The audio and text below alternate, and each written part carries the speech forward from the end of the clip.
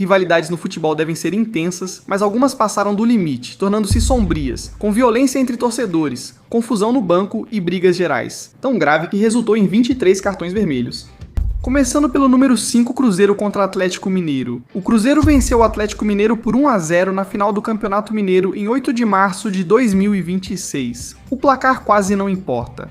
Após o apito final, uma briga generalizada estourou entre jogadores dos dois clubes e o árbitro Matheus Delgado. Canancian depois distribuiu 23 cartões vermelhos, 12 para o Cruzeiro e 11 para o Atlético.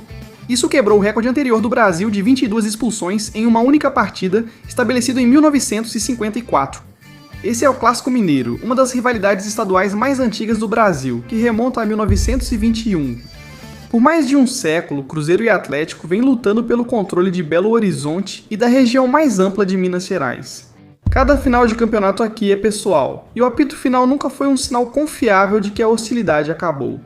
O Campeonato Mineiro nem é um título nacional, a importância não era tão grande quanto poderia ser, e isso não fez diferença nenhuma. O Clássico Mineiro dispensa grandes troféus para gerar cenas assim, loucura. Em seguida, no número 4, Celtic contra Rangers. O Celtic venceu o Rangers nas quartas de final da Copa da Escócia em 8 de março de 2026, após uma disputa de pênaltis em Ibrox. Após o pênalti decisivo, torcedores de ambos os times invadiram o campo e sinalizadores foram lançados no estádio. A polícia iniciou uma investigação formal. Uma partida que havia permanecido tensa, mas em grande parte controlada, se transformou completamente no momento em que o resultado foi confirmado. O Old Firm não é apenas um clássico da cidade. Há muito tempo traz conotações sectárias e políticas que vão além do futebol. Por isso o clima nunca se restringe só ao campo. Quando dizem que esse confronto é maior que o esporte, não é clichê, mas uma descrição literal do que é o Old Firm. O caso mais marcante segue sendo o tumulto na final da Copa da Escócia de 1980, noite tão grave que levou o país a proibir álcool em eventos esportivos. Esse contexto importa ao olhar para o dia 8 de março de 2026, não foi um colapso repentino de uma rivalidade que já tinha se acalmado. Foi mais um capítulo em um longo histórico de um confronto que sempre mostra que pode sair do controle muito além do campo, sempre que um resultado pesa o suficiente. Se você gosta de histórias de futebol onde história, rivalidade e caos se chocam, curta e se inscreva no canal. Outra rivalidade sul-americana vem a seguir e a intensidade lá é igualmente profunda. Número 3. Corinthians vs Palmeiras. O derby paulista não é construído apenas pela qualidade do futebol. Corinthians e Palmeiras têm identidades distintas que tornaram esse confronto pessoal ao longo das gerações. O Corinthians virou o gigante das massas trabalhadoras de São Paulo. O Palmeiras surgiu da comunidade de imigrantes italianos como Palestra Itália, mudando de nome na Segunda Guerra Mundial. Esses clubes não são só rivais, são versões opostas do que São Paulo representa. O episódio mais grave das últimas décadas foi em 2016, quando brigas entre torcedores antes do derby resultaram na morte de um espectador. Isso não é rivalidade saudável, já passou do ponto em que o futebol justifica qualquer coisa disso. A edição de 2024 trouxe algo diferente, mas igualmente intencional. Uma cabeça de porco foi jogada no campo durante a partida. Então na final do Paulista de 2025, Memphis Zips ficou em cima da bola na frente dos jogadores do Corinthians. A briga foi tão séria que a Federação de Futebol do Brasil passou a orientar os árbitros a advertirem jogadores por esse gesto. Esse clássico não se limita à hostilidade, busca formas de realmente humilhar o outro lado. A feiura não está só no estádio, ela vai às ruas, à preparação e aos dias antes do jogo. Depois de um resultado pesado, o derby paulista não termina de verdade quando o árbitro apita o fim do jogo, ele apenas espera. Nosso vice-campeão Benfica contra Porto. O Benfica empatou em 2-2 com o Porto no Clássico em 8 de março de 2026. Mais tarde, José Mourinho foi expulso após o árbitro decidir que ele chutou a bola em direção ao banco do Porto. Depois Mourinho disse que o assistente do Porto, Lúcio Gonzalez, o chamou de traidor 50 vezes durante a partida. Mourinho já treinou os dois clubes e aparentemente algumas pessoas no Porto ainda guardam ressentimento por isso. Benfica contra Porto é Lisboa contra o Norte.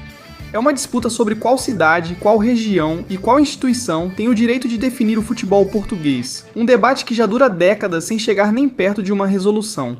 Essa dimensão torna o confronto mais intenso que a maioria dos clássicos locais, pois a discussão vai além do estádio e aborda algo fundamental sobre identidade. E quem tem o direito de reivindicar o esporte nesse país? A semifinal da Taça de Portugal de 2014 é a prova mais clara de como essa rivalidade se manifesta quando chega ao seu limite.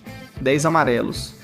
2 vermelhos, ambos treinadores expulsos e invasão de torcedores, tudo em um jogo. O confronto de março de 2026 não teve esses extremos.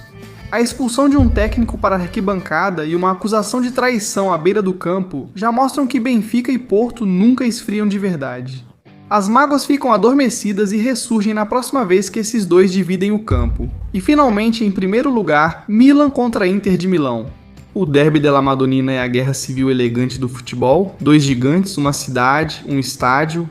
Eles compartilham tudo, exceto as camisas e a versão de Milão que cada clube afirma representar. A rivalidade remonta a 1909. Esse tipo de profundidade faz com que cada capítulo carregue história, e cada resultado tenha um peso que novos derbys simplesmente não conseguem criar, não importa quanto dinheiro ou talento os envolva. Mesmo sendo um clássico estiloso, ele protagonizou uma das noites mais perturbadoras do futebol europeu de clubes.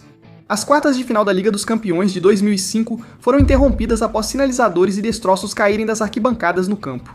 Partida assistida em todo o continente, interrompida quando o estádio deixou de ser seguro. Essa imagem desfaz qualquer versão polida do que esse derby deveria ser.